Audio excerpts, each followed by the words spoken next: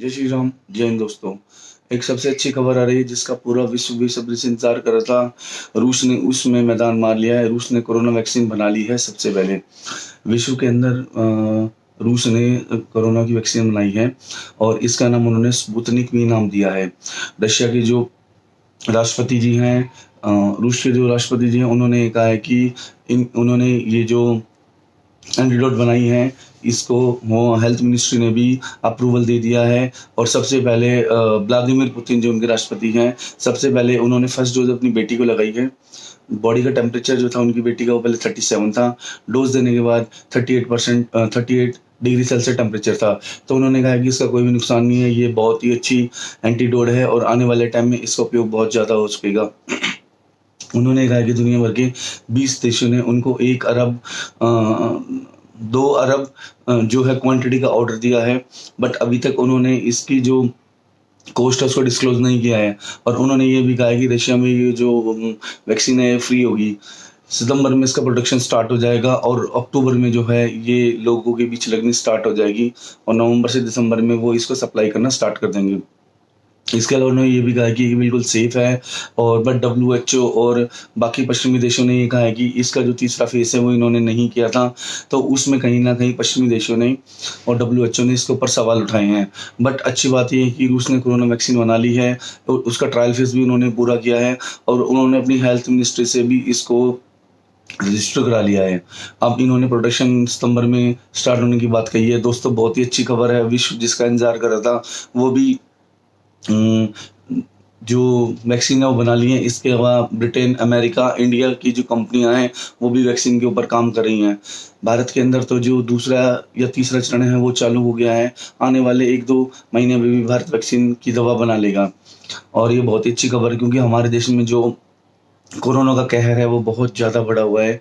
Corona के cases बहुत ज़्यादा बढ़ रहे हैं।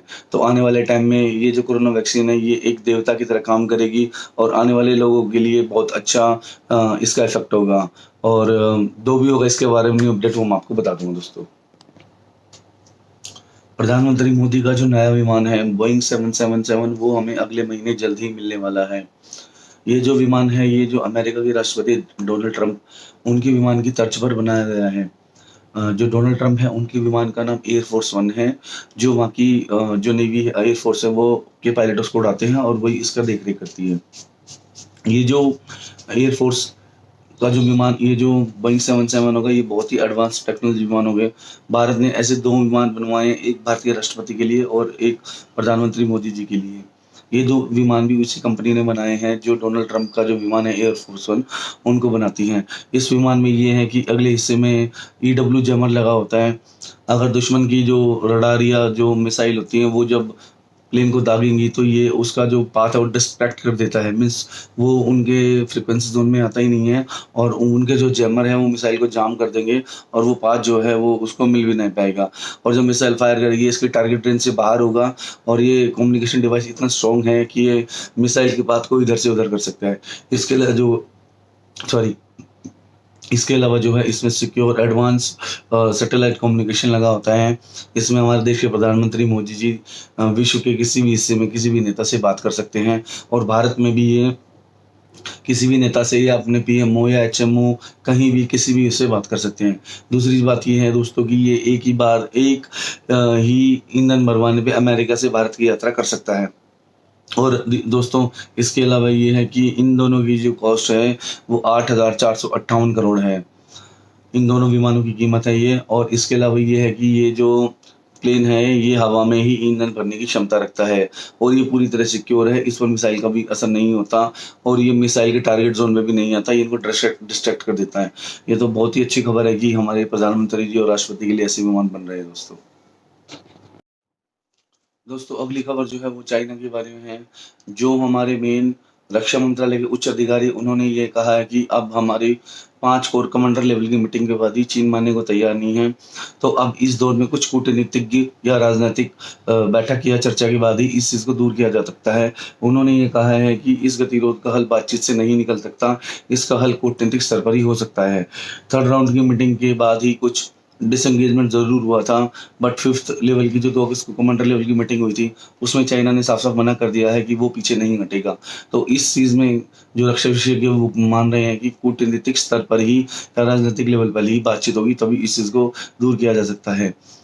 उन्होंने ये कहा है कि जो 3rd स्टेज की बात हुई थी, वहाँ पे चीन जो है गलवान वैली में फिंगर 5 से फिंगर 4 पर गया था, जो फिंगर 4 की रिज लाइन है, वहाँ पे वो रुक गए। रिज लाइन बेसिकली जो बॉर्डर लाइन होती है, फिंगर 4 और 5 के बीच में जो लाइन है, वहाँ पर वो रुक गए थे, वो पीछे नहीं गए थे। 2 अगस्त को 5th राउंड की जो मीटिंग हुई थी, उन्होंने उसमें साफ-साफ मना कर दिया था कि चीनी सेना पीछे नहीं जाएगी, हम पीछे नहीं हटने वाले हैं। तो कहीं न कहीं भारतीय सेना भी पूरी तरह तैयार है। भारत ने भी अपने टैंक, तोप और T-90 टैंक, सैनिक साजो-सामान बॉर्डर पर डिप्लॉय किया हुआ है। 40,000 सैनिक और राफेल को भी डिप्लॉय करने की बात चली जा रही है। तो भारत भी इसका मुँह-तोड़ जवाब देने के लिए तैयार है। भारत ने भी कह दिया कि वो इस बार पीछे नहीं हटेगा। चीन हमारी 1 इंच सेना, 1 इंच ज़मीन भी नहीं ले सकते हैं। तो कहीं न कहीं भारत ने भी चीन को बहुत कड़ा संदेश दिया है और चीन को ये सीखना चाहिए कि इस चीज़ में उनकी बहुत बुरी हालत होने वाली है।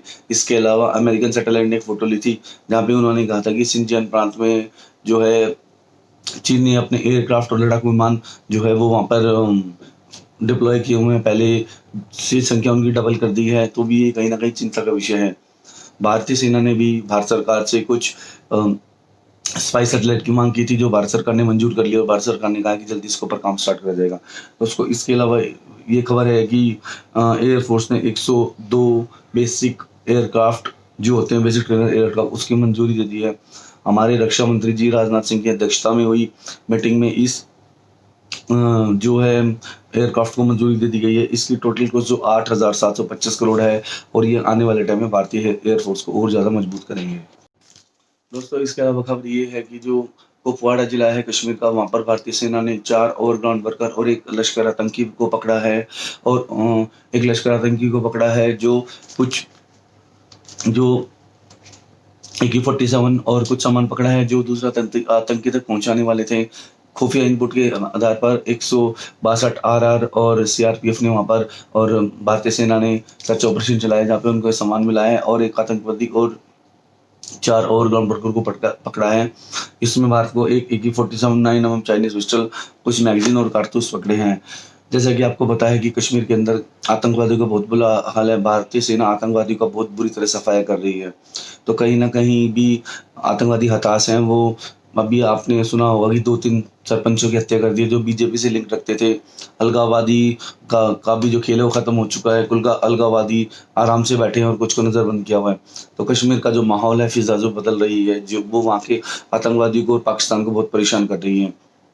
तो ये कहीं न कहीं बहुत अच्छी बात है कि कश्मीर में आतंकवाद फिर हो रहा है। भारतीय सेना के अनुसार पहली बार 7 से 8 जिले जो कश्मीर के हैं, उनको आतंकी फ्री करार दे दिया है और जल्दी टाइम में जो है और भी जिलों को आतंकी फ्री कर दिया जाएगा।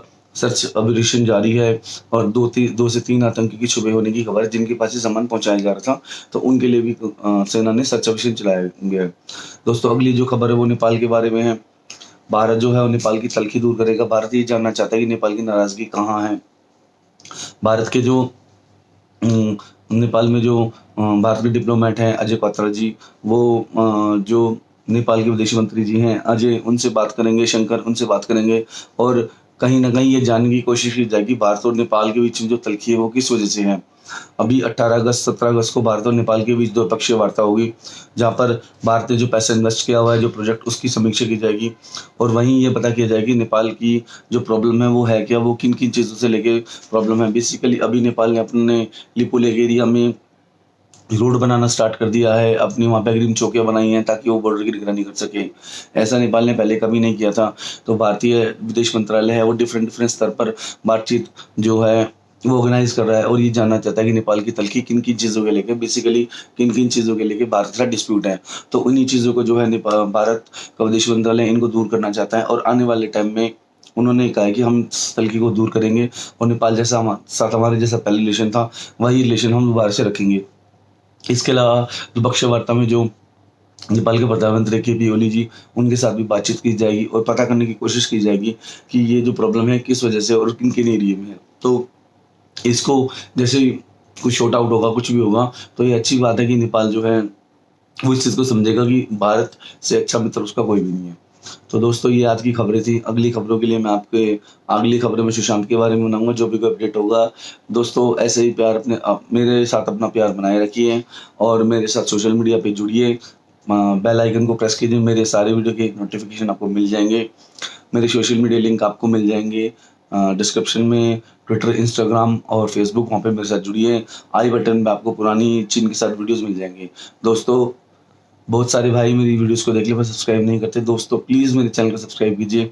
आपका प्यार ही मुझे मोटिवेट करता है। तो दोस्तों जो भी अगली खबर होगी मैं आपको बता दूँगा। जय श्री राम, जय हिंद दोस्तों।